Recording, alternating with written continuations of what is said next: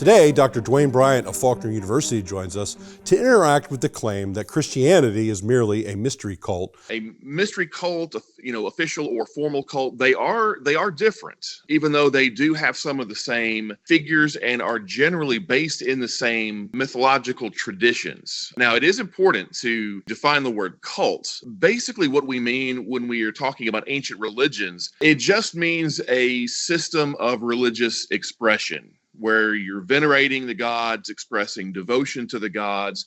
Now, as far as mystery religions versus formal or official or state religions, civic religions, we're talking about something that with the mystery cults is supposed to provide a deeper connection to the deity on the part of the individual worshiper. Is the mystery part that it's not sanctioned by the state, or is there another dimension of like secret knowledge that's connected to the quote mystery? Maybe flesh that out a little bit for us. The reason why we call them mystery cults is because we don't really know a lot about them. We know what they were. We know what gods they were built around.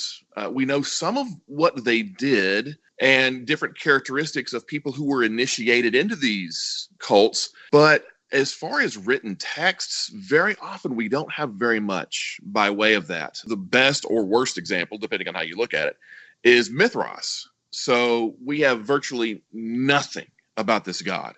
All we have are statues, a few inscriptions, artwork, no written texts. This was something that was decidedly kept a secret and just shared with initiates.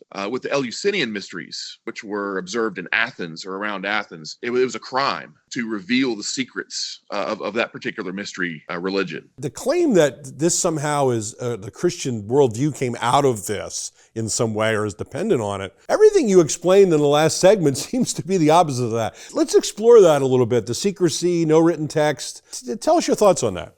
The truth of the matter is, in many ways, they could hardly be more different. We mentioned the aspect of very few written texts. What is so striking about the New Testament, it is the best attested collection of documents from antiquity. Thousands upon thousands of manuscripts, tens of thousands more in translation. And that's before you even hit medieval times. You have things like initiation was only during certain days or certain times of the year. And initiates were to keep the teachings of their mystery religion secret. You go to the very end of Matthew's gospel, and the Great Commission is go out into all the world and make disciples of all nations. And then you have things like for initiates, they were required to pay a fee, make some kind of contribution. And for Christianity, it's, the gospel is for all. I mean, it doesn't matter whether you're rich or you're poor. Yeah, a little bit like modern day Scientology, if you want to make that connection. Like, there's a lot of rich people in Scientology. It's a shakedown scheme, right? And maybe, when did the first ones arise, or what are the most familiar ones, and when did they arise? The oldest mystery religion seems to be the Eleusinian mysteries. It may have appeared as early as 1000 BC. The Dionysian mysteries is involving the god Dionysus. And then toward the first century is Mithraism, maybe as early as 1st century BC. Okay. Savior God, dying and rising God, born of a virgin, born on December 25th. Those are some of the cardinal points of people who promote this very popular misunderstanding of Mithras and the Mithraic mysteries.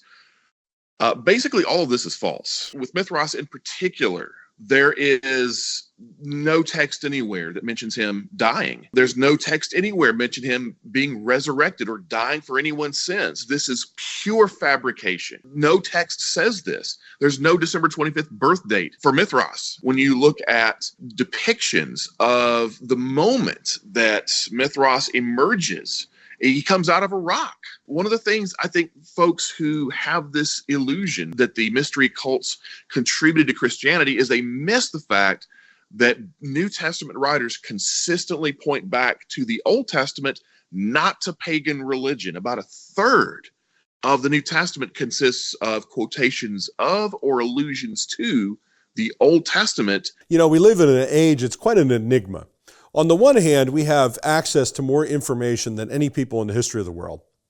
And at the same time, we have access to more misinformation than any people in the history of the world. It is a basic human tendency to fail to do proper research and to fail to adequately represent the beliefs of someone when you disagree profoundly with them. Having a skeptical approach to this, because again, for many critics, they do not represent the Christian faith properly, and that makes them much more willing to see connections that aren't there. In fact, that's actually been a problem for scholarship. Scholars would often adopt Christian language and then apply it to different beliefs or customs in the mystery religions, and all of a sudden, here are these connections between the mystery religions and Christianity that didn't actually exist.